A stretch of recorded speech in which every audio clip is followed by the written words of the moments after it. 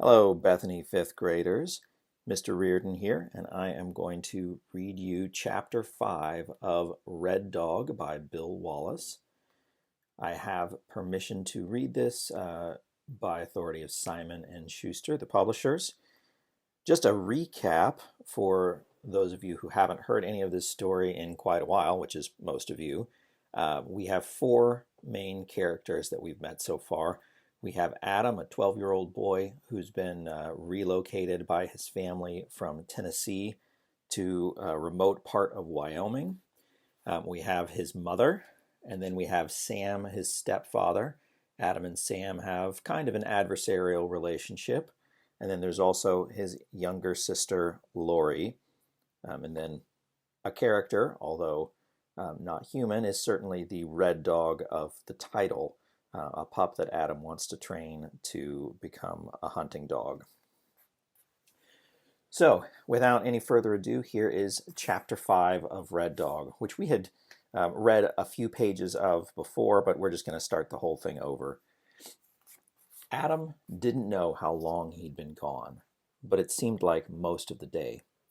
He hoped he'd been away long enough for Mother and Sam to get good and worried about him. He hoped they'd start fretting that some wild animal had got him, or that he'd run away for good and was never coming back. That would serve them right, he thought, smiling to himself as he started home. After scaring them like I did, they'll start being nicer to me, because they won't want me to do it again. The sky was still filled with light, although the sun had long since dropped behind the high peaks that surrounded the Whiskey Basin. Adam didn't know what to expect when he walked around the side of the house. But when he noticed no one was outside, he smiled to himself again, figuring they were all out searching for him and scared to death. Then he sniffed the air and frowned. The smell of fresh bread filled his nose. He glanced up and saw the smoke pouring from the rock chimney over the fireplace.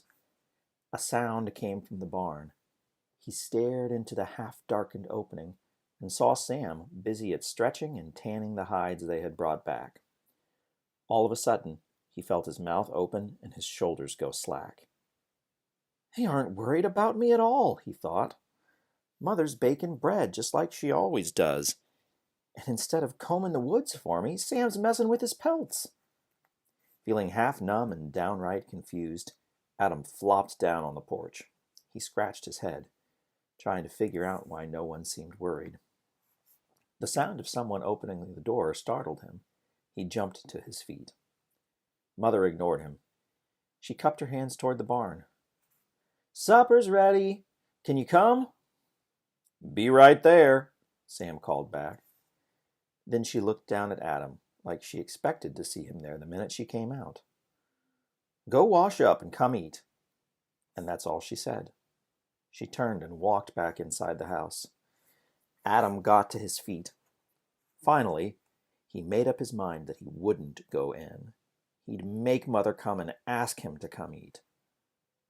Only, after being out in the woods all day and not eating since breakfast, the scent of fresh bread and the venison steak roasting over a pine fire was too much. Adam decided to wash his hands and go eat. I'll find out why they're acting so funny afterward, Adam thought. Supper was kind of quiet. Sam and Mother talked, mostly about the weather, and wondered if the corn was getting enough water, stuff like that. Laurie kept asking why they called the trees pines and where the rocks came from and why grass was green instead of yellow and a whole bunch of other stupid questions that little kids always ask. But Adam made it a point not to say a word. He got by with giving Mother and Sam the silent treatment. That is, until they were just about finished eating. Mother passed him the bread and smiled. You over your little temper fit now? She asked. Adam bit down on his lip and didn't answer. Mother scooted her end of the wood bench back and picked up her and Sam's plates. Well, Adam? Still he didn't answer. Mother sighed and shook her head. She turned to lay the dishes by the washpan. Adam could tell she was crying. He could tell by the way her head was all ducked over and the way her shoulders kept jerking every once in a while. But still, he didn't say anything. He didn't like to see Mother cry. It hurt him inside when she did. But to his way of thinking, she deserved it. If it hadn't been for the way she treated him this afternoon, things would be all right. It wasn't his fault. "Son, why don't you answer your mom?" Sam whispered beside him. "I'm not your son," he sneered. Sam stiffened in his chair. His big arms seemed to tighten up, and so did the lines in his face. "All right, boy," he sneered back at Adam. "Why don't you answer your mother?" "I'm not a boy either," Adam snapped. "Why don't you leave me—" "If you ain't a boy, then quit acting like one," Sam growled back at him. Adam jerked in his chair. Sam had never talked to him like that, not in that tone of voice. Still, Adam was determined not to buckle down. He got up from the table and started toward the door. "Sit down," Sam ordered in a deep voice. Adam hesitated. Then he marched straight out the door. Behind him, he could hear his mother crying. Then, all of a sudden, he heard the banging sound of a chair flying across the room and Sam's big voice. "I've had enough, Louise. I've treated him with nothing but kindness and respect, but he ain't growed up enough to understand that. I'll take no more from him." "Now, Sam," Mother's voice pleaded, "don't lose your temper. Don't do something you'll be sorry for." "I won't," Sam said. "I want to be a father to that boy. But whether I'm a father or not, you're still his mother, and I won't have him treating you the way he has. I want him to like me, but I'm at the point now where I don't care anymore. I do know one thing. As long as he lives in this house, he'll treat his mother with respect." "Sam, please."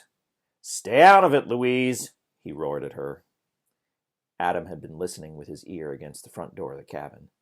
When Sam came roaring out, the door slammed against the side of his head and sent him flying back. He landed, sprawling, in the middle of the yard. He got to his feet, still confused and wondering what was happening, when Sam grabbed him by the back of the neck. "Sorry, boy. Didn't know you was standing that close to the door."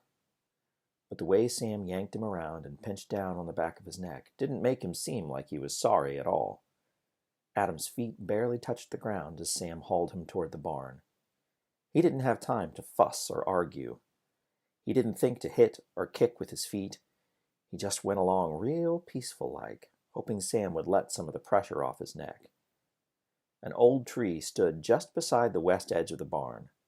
Sam, still holding Adam, marched to it and pulled off a small, limber switch. "I've been wanting you to be a son to me," Sam said. "Only, I haven't been treating you like I would my own son. Reckon part of the way you've been acting is my fault." Sam marched him to the front of the barn and shoved the door open with his foot. "If you was a son of mine, I would have done this long ago. Just reckon I give you too much credit for being growed up." Still holding Adam by the back of the neck, Sam put the switch under his arm and started stripping the leaves and small twigs from it. Then he loosened his hold on Adam's neck. "You reckon you're man enough to take your comeuppance?" It wasn't until right that very second that Adam figured out what Sam was up to. He never figured that Sam would try to give him a licking, and when he saw what was coming, it downright startled him. He set up a fuss that could have shaken the bears out of a winter's sleep. Panic started his arms slinging and his feet kicking to get free. He commenced yelling at the top of his lungs, squealing like a little baby. Only he didn't have much time to make a fool out of himself. Sam's tightened up on his neck again and bent him clean over. The switch popped across his seat. "You've been asking for this," Sam spoke softly. "I figure it's time I give it to you." He whopped again. Adam wanted to be brave, but everything had taken him by surprise. If he'd been given a little warning, he might have done a better job of acting tough. But with that switch whistling down on his seat, well, he could only squeal and sort of dance around, all bent over. Finally, Sam let go of him. Adam fell down in a stack of hay by the wall. His seat stung so much he couldn't even rub it. So he just lay there, feeling the sticky hay on his wet face, and cried. "I know I ain't your father," Sam said from behind him. "I can't take your dad's place, and I ain't never tried to. All I ever wanted from you was to be liked. But whether you like me or hate me, that don't matter. I do know that you ain't gonna keep your mother torn up all the time. Ain't gonna make her cry and feel bad when she only wants you to do what's right. If you do, I'll bust your butt like this every time." He slung the switch down and stood there, silent for a time. Then he turned and started away. "One other thing," he stopped. "I'll make it a special point never to call you son again. But as long as you keep acting like a boy, I'm going to call you boy." All of a sudden, his voice seemed to get real tight, like he was going to cry. "I reckon I love your mother more than anything else in this world. And you being her children, I reckon I love you and your sister too. Only it's time you stopped acting like a little brat and started to grow up some. I got business in Cheyenne for too long, and I can't leave a boy to look after your mom and sister. They need a man, not a baby." He left then, moving on heavy feet. Adam buried his head in the straw and had himself a good cry. He knew he wasn't crying so much from the busting Sam had given him. He was crying more over what Sam had said. Sure, getting spanked with a hickory switch hurt. But the way Sam talked to him hurt even worse. All the things he said were true. He had been acting like a little kid instead of a man, and realizing that made him hurt down deep inside instead of just on his seat.